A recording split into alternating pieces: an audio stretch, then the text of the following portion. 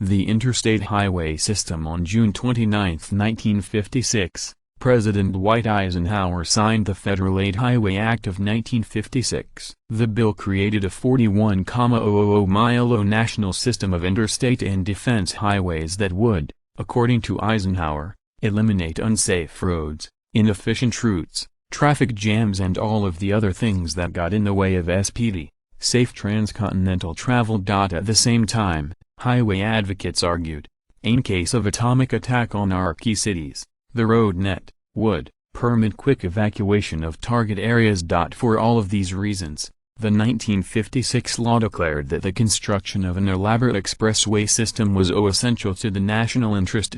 Contents of The Last Call of the Wild, A Nation of Drivers, the birth of the Interstate Highway System, the Federal Aid Highway Act of 1956, the Highway Revolt. The Last Call of the Wild. Today, there are more than 250 million cars and trucks in the United States, or almost one per person. At the end of the 19th century, by contrast, there was just one motorized vehicle on the road for every 18,000 Americans. At the same time, most of those roads were made not of asphalt or concrete but of packed dirt, on good days, or mud. Under these circumstances, driving a motor car was not simply a way to get from one place to another, it was an adventure. Outside cities and towns, there were almost no gas stations or even street signs, and rest stops were unheard of. Automobiling, said the Brooklyn Eagle newspaper in 1910, was at last call of the wild. Did you know? At 3,020 miles, I-90 is the longest interstate highway. It connects Seattle, Washington, with Boston, Massachusetts. A nation of drivers. This was about to change. In 1908, Henry Ford introduced the Model T, a dependable, affordable car that soon found its way into many American garages. By 1927, the year that Ford stopped making this Tin Lizzie, the company had sold nearly 15 million of them. At the same time, Ford's competitors had followed its lead and begun building cars for everyday people. Automobiling was no longer an adventure or a luxury, it was a necessity. A nation of drivers needed good roads, but building good roads was expensive. Who would pay the bill? In most cities and towns, mass transit, streetcars, subways, elevated trains was not truly a public transportation. Instead, it was usually built and operated by private companies that made enormous infrastructural investments in exchange for long-term profits.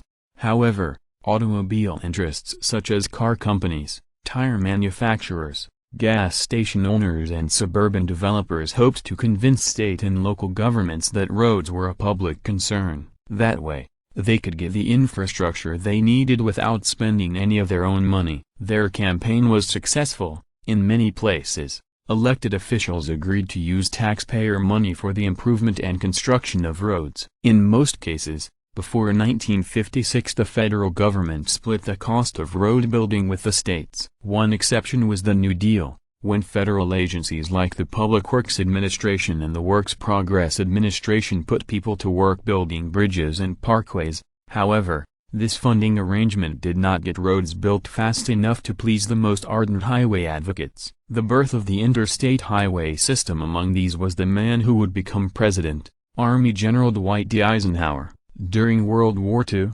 Eisenhower had been stationed in Germany, where he had been impressed by the network of high-speed roads known as the Reichsautobahnen. After he became president in 1953, Eisenhower was determined to build the highways that lawmakers had been talking about for years. For instance, the Federal Aid Highway Act of 1944 had authorized the construction of a 40,000-mile national system of interstate highways through and between the nation's cities, but offered no way to pay for it. The Federal Aid Highway Act of 1956. It took several years of wrangling, but a new Federal Aid Highway Act passed in June 1956. The law authorized the construction of a 41,000-mile network of interstate highways that would span the nation. It also allocated $26 billion to pay for them. Under the terms of the law, the federal government would pay 90% of the cost of expressway construction. The money came from an increased gasoline tax, now 3 cents a gallon instead of 2, that went into a non-divertible highway trust fund. The new interstate highways were controlled access expressways with no at-grade crossings, that is,